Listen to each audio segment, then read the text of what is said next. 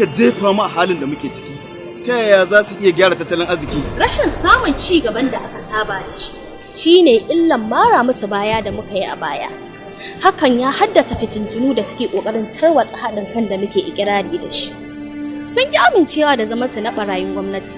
Yanzu kuma suna cewa mu dawo mu mara musu baya domin su dawo gwamnati. Dole mu haɗa ƙarfi da ƙarfe domin ci gaba da tuge bara gurbin shugabanni wanda suke ƙoƙarin kawo mana rashin ci gaba a ƙasar Najeriya. Mu yaƙi cin hanci da rashawa ta hanyar ƙin zaɓen gurɓatattun shugabanni domin ci gaba da samun canji a ƙasar Najeriya. Idan ba Muhammadu Buhari ba, waye zai iya jagorantar ƙasar nan tsakani da Allah? Ta kai inda muke son ta kai mu kai gaci. Saboda haka mu zaɓi shugaban Muhammadu Buhari a shekara ta 2019 domin ƙara samun ci gaban ƙasa Najeriya. domin ci gaban al'umma.